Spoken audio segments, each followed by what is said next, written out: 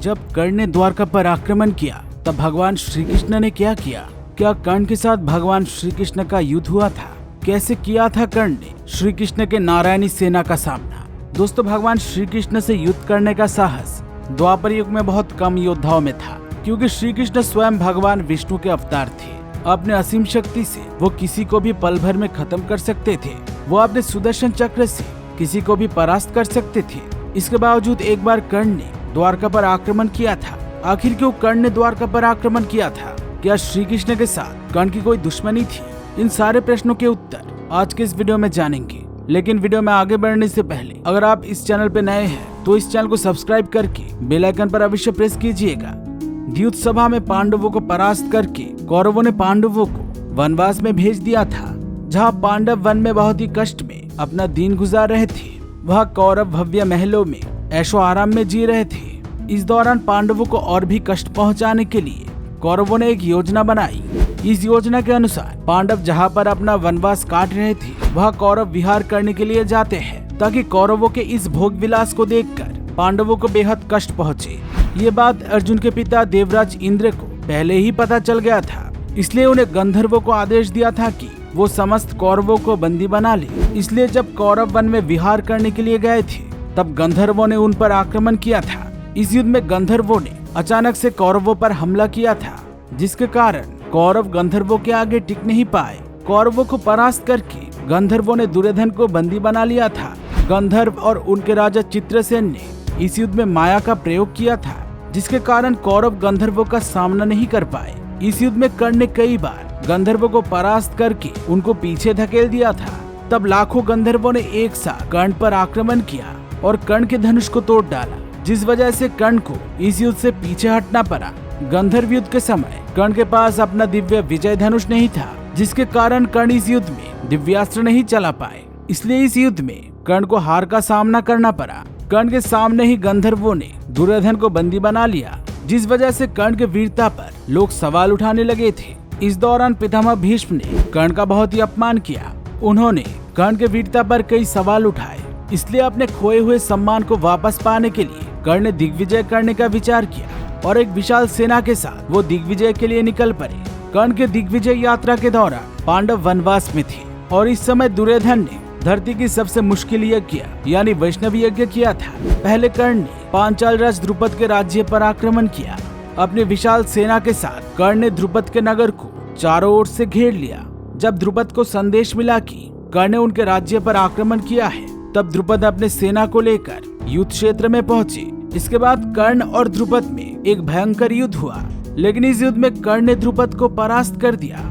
इसके बाद द्रुपद का राज्य पांचाल हस्तिनापुर का अधीन हो गया। कर्ण ने द्रुपद को सोना चांदी जैसे ढेर सारे रत्न और कर देने के लिए विवश कर दिया। महाभारत काल में भगदत्त नाम का एक पराक्रमी राजा हुआ करते थे। वो प्रागज्योतिषपुर के राजा थे। वैसे तो भगदत्त बहुत ही बुजुर्ग योद्धा थे, लेकिन फिर भी उनमें इतना पराक्रम था कि उन्हें युद्ध में परास्त करना नामुमकिन था। भगदत्त के पिता का नाम नरकासुर था। उनके पास भगवान विष्णु का वैष्णवास्त्र था। उसने अपने पुत्र भगदत्त को यह अस्त्र दे दिया था। वैष्णवास्त्र को किसी भी अस्त्र से रोका नहीं जा सकता था, लेकिन कर्ण ने अपने दिग्विजय के दौरान महापराक्रमी भगदत्त को भी परास्त कर दिया था। दिग्विजय के दौरान कर्ण ने भगदत्त के राज्य प्रागज्योतिषपुर पर आक्रमण किया। इसके बाद भगदत्त के साथ कर्ण का एक युद्ध हुआ, जिसमें कर्ण ने भगदत्त को भी परास्त कर दिया। इसके बाद कर्ण ने मगध और चेदी देश को भी जीत लिया। चेदी देश को जीतने के बाद कर्ण ने निषाद राज्य पर आक्रमण किया और उसे भी जीत लिया। दोस्तों, एकलव्य निषाद राज्य के राजा थे, इसलिए संभव है कि अपने दिग्विजय के दौरान कर्ण ने महावीर एकलव्य को भी परास्त किया था। इसी तरह कर्ण ने सारी दिशाओं में अपना दिग्विजय किया, सारे राज्य को हस्तिनापुर के अधीन कर दिया और कर्ण ने सबसे कर भी लिया। अंत में कर्ण अपने सेना को लेकर भगवान श्री कृष्ण की नगरी द्वारका पर पहुँचे। देवराज इंद्र के पुत्र अर्जुन के साथ कर्ण की घोर दुश्मनी थी, इसलिए इंद्रदेव ने जल्द ही कर्ण के दिग्विजय का संदेश बलराम जी तक पहुंचा दिया। इंद्र बलराम जी से कहते हैं, हे बलराम, कर्ण दिग्विजय पर निकला है। उसने एक एक करके सारे राजाओं को परास्त कर दिया है। उसकी दुस्साहस तो देखिए, अब वो द्वारका की ओर बढ़ रहा है।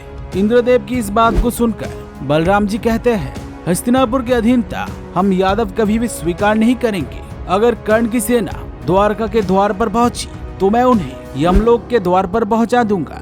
आज पूरी संसार बलराम की क्रोध को देखेगी। द्वारका पर आक्रमण करने से पहले ही मैं कर्ण को यमलोक भेज दूंगा। इसके बाद बलराम जी ने श्री कृष्ण के पास जाकर उनसे कहा, कान्हा कर्ण के दुस्साहस तो देखो, वो सेना लेकर हमारे द्वारका पर आक्रमण करने आ रहा है। तुम अपना सुदर्शन चक्र उठाओ। आज पूरी संसार यादवों के बल को देखेगी। आज मैं कर्ण और उसकी सेना को मौत के घाट उतार दूंगा। बलराम जी को क्रोधित देखकर श्री कृष्ण उन्हें शांत करने के लिए कहते हैं, दाऊ अब पहले शांत हो जाइए। बिना कर्ण के मंशा को जाने हमें उससे युद्ध नहीं करना चाहिए। जितना मैं कर्ण को जानता हूँ वो बाकी योद्धाओं से काफी अलग है। वीर होने के साथ साथ वो बहुत विनम्र भी है। कर्ण से युद्ध करने से पहले हमें उससे जरूर बात करना चाहिए। भगवान श्री कृष्ण की बातों को सुनकर बलराम जी शांत नहीं हुए। वो भगवान श्री कृष्ण और पूरी यादव सेना के साथ द्वारका के मुख्य द्वार पर पहुँचे। इसके बाद कर्ण भी अपने सेना को लेकर द्वारका पहुँचे। अपने सामने बलराम और श्री कृष्ण को देखकर सबसे पहले कर्ण ने हाथ जोड़कर उन्हें प्रणाम किया, लेकिन फिर भी बलराम जी का क्रोध शांत नहीं हुआ। उन्होंने अपने हाथ में हल उठाकर कर्ण को युद्ध की चुनौती दी। बलराम जी के इस ललकार को सुनकर कर्ण ने अपने धनुष में 2 बाणों का संधान किया। कर्ण और बलराम जैसे 2 पराक्रमी योद्धाओं को आमने सामने देखकर युद्ध क्षेत्र में मौजूद सारे योद्धा बहुत चिंता में पड़ गए। इसके बाद कर्ण ने धनुष के प्रत्यंचा को खींचकर श्री कृष्ण और बलराम जी पर 2 बाण चला दिए। देखते ही देखते वो 2 बाण माला में बदल गए और बलराम जी और श्री कृष्ण के गले में जा गिरे। कर्ण के इस विनम्रता को देखकर बलराम जी आश्चर्यचकित हो गए और उनका क्रोध भी शांत हो गया।